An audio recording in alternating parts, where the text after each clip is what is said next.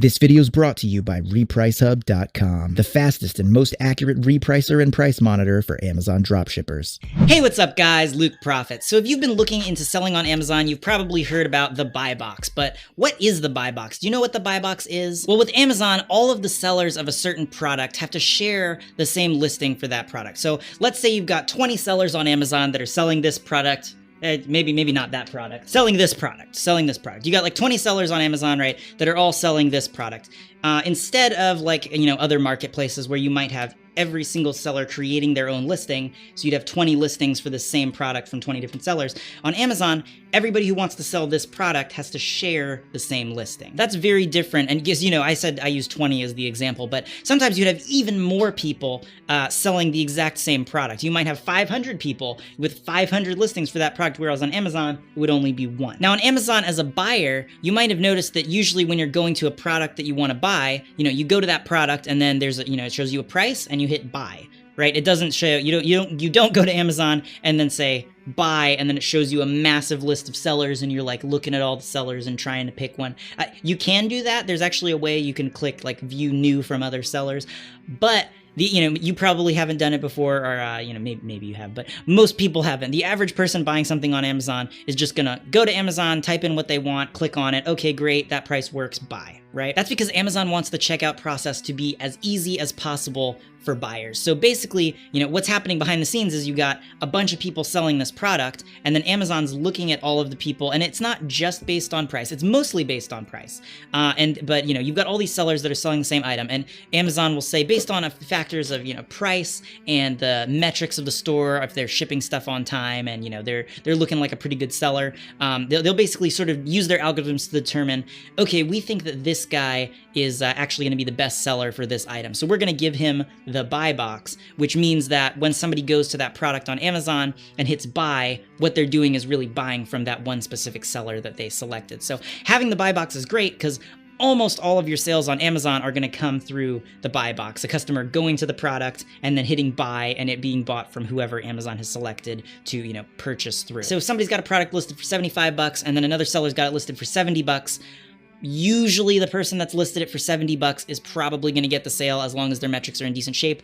But there can also be other things, like if the person who had listed it for $70, his metrics were drastically worse than the person who's listed it for 75, and 75 was the next cheapest seller, then Amazon might choose the $75 seller over the $70 seller because they thought they were a better seller. And even though the price was a little bit higher, they thought it was a better option for customers because Amazon's very, very customer focused, and they're just trying to provide the best experience to the customers. So even if it's a few cents higher, but it's going to provide a better customer experience, it can be something like that too. It's not only based on price, but that's mostly it. As long as you're on top of your metrics, which you really have to be with Amazon, then it's mostly based on price. So just to recap, having the buy box is when Amazon has selected you as the best seller for a certain listing. So when somebody goes and hits, just goes to that listing and hits buy, they're buying from you. That means that you have the buy box. If you have the buy box, when they go to the listing and they see a price, that's your price, and they hit buy, they're buying from you. The other sellers that don't have the buy box, that are on the same listing as you,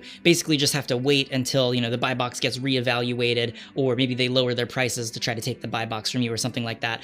Or if they can't lower their prices and you're really lowest price and you're holding that buy box, then they just kind of have to wait in line until you run out of stock or something. You go out of stock, and then that would drop you off the list because you don't have that product available anymore, and then the next person in line is going to get the buy box. Remember how I mentioned earlier that you can actually click and view other sellers that are selling the same item? Well, some customers will do this. This is usually, the people that are really looking for a deal, trying to save every cent, those types of people. So not most customers, but there are a percentage of people that'll do this. So I guess one other thing that I should mention, when you have a new Amazon account, since, like I said, it's based on price and also sort of that account history, when you got a brand new account for the first 3 months, you don't have much of a selling history. So even if you are the best price, you might still not get chosen for the buy. You very likely will not get chosen for the buy box because, Amazon doesn't really know how you're going to handle your orders and stuff like that. And it'd be easy to just, make a new account and then, really undercut and then get a bunch of sales that you can't fit. It could cause issues if Amazon was just going to give the buy box to brand new sellers. So they kind of hold off for a few months. You can still get it as a brand new seller. There's a common myth going around that you can't get the Amazon buy box as a new seller. It is possible to get. It's just since you're a new seller, you're a lot less likely to get it. But yeah, so particularly, it's hard to get the buy box when you're a brand new seller. It's not impossible, it's just a little bit more difficult. And so one thing that you really do want to do when you're a new seller, even if you're making a little bit less per sale, since it's hard to get the buy box as a new seller, you really do want to like drop your prices a little bit, even if you're only making a little bit per sale. Because if you can be the cheapest price, even though most buyers will just, order from whoever has the buy box, some of those really deal savvy people are going to go and click, see all sellers. They don't care if shipping's a little longer or something like that.